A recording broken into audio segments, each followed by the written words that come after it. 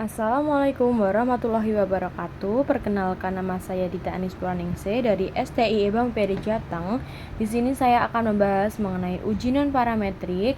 Untuk yang pertama ada uji untuk satu sampel. Ada data sampel berat saus cabai yang diproduksi PT Saus Jaya dengan data sebagai berikut. Oke, baik, selanjutnya akan muncul pertanyaan, yaitu perusahaan ingin mengetahui apakah data di atas berasal dari populasi seluruh produk saus cabai yang berdistribusi normal. Lalu yang langkah selanjutnya kita akan menuju ke dalam SPSS. Lalu kita masukkan variabel view. Yang pertama ada berat dengan tipe numerik dengan weight 8, desimal 1, value none, lalu align left, dan measure scale. Lalu kita masukkan ke data view saus tadi, lalu kemudian klik analis, lalu non parametric test,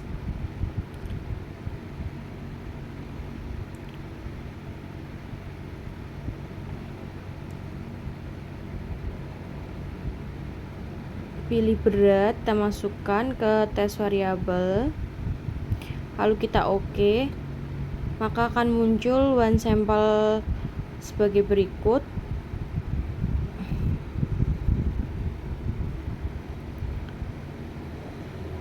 Distribusi populasi mengikuti distribusi norma dan H-1 distribusi tidak mengikuti distribusi normal. Terlihat bahwa pada kolom asimtrik 2 untuk diuji di sisi adalah 0,200. Karena kasus adalah uji satu sisi, maka probabilitas menjadi 0,200 dibagi 2 sama dengan 0,100. Di sini dapat probabilitas di atas 0,05, maka H0 diterima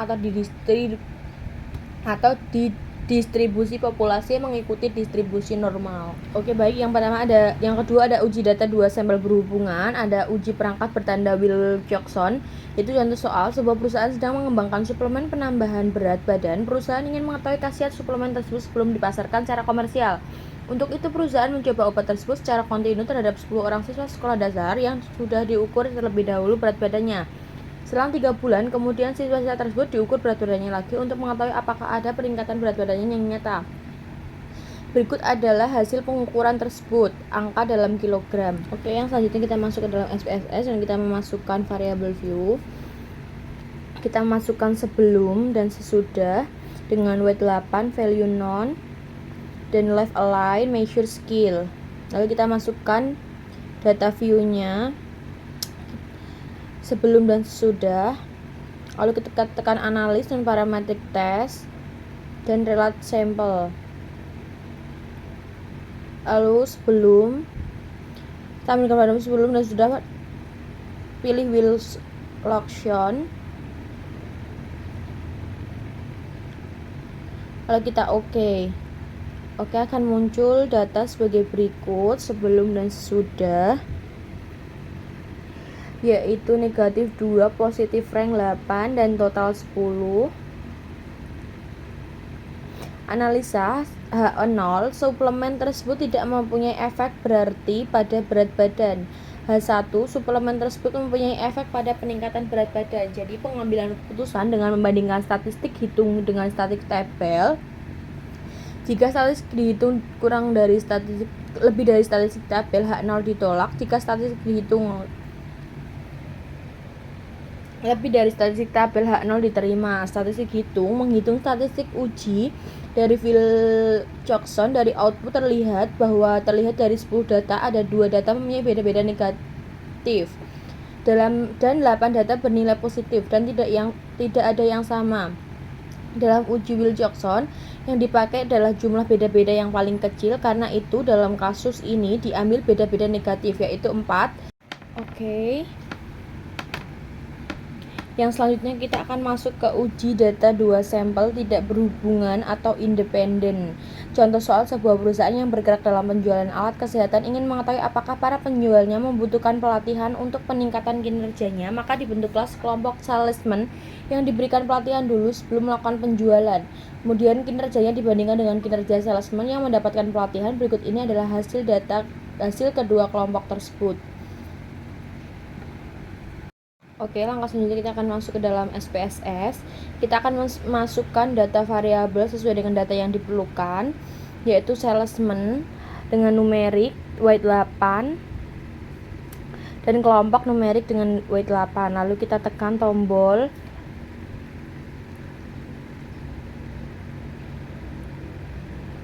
kita masukkan ke variabel view, kita masukkan data views dengan data yang diperoleh. Kita copy paste saja, lalu kemudian pilih analis, lalu non parametric test, lalu independent sample, kemudian akan muncul sebagai berikut: salesman dan kelompok. Klik variabel sales, kemudian masukkan ke dalam test variabel list, dan klik variabel kelompok, masukkan pada grouping variabel seperti pada gambar di bawah ini.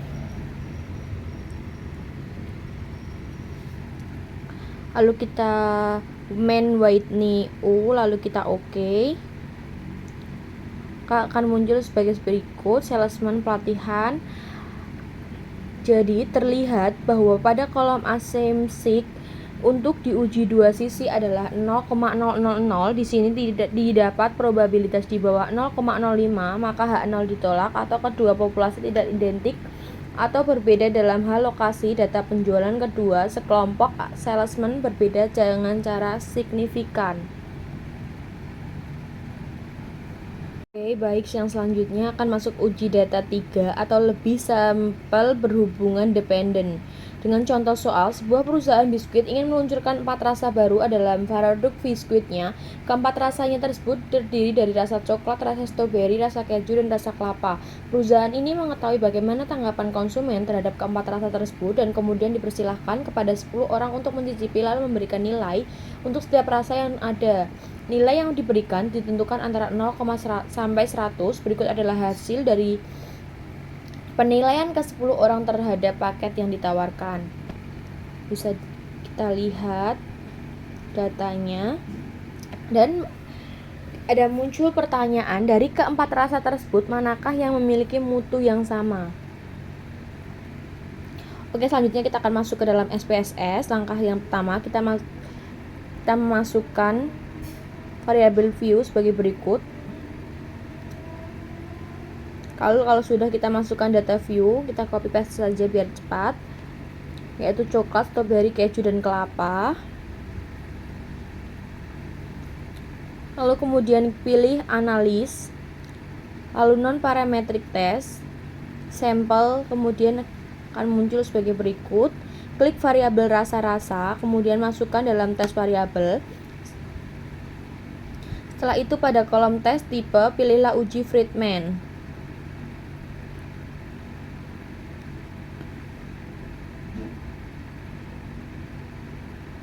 Lalu kita OK, kan muncul sebagai berikut: uji Friedman test, yaitu coklat 3,10, stroberi 1,90, keju 3,80, kelapa 1,20.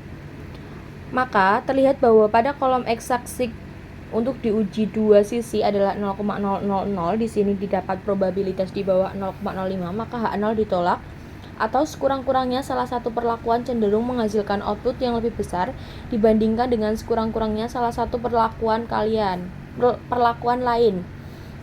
Atau dalam kasus di atas, kurang-kurangnya salah satu jenis rasa mendapat penilaian yang lebih besar dibandingkan sekurang-kurangnya salah satu rasa yang lainnya.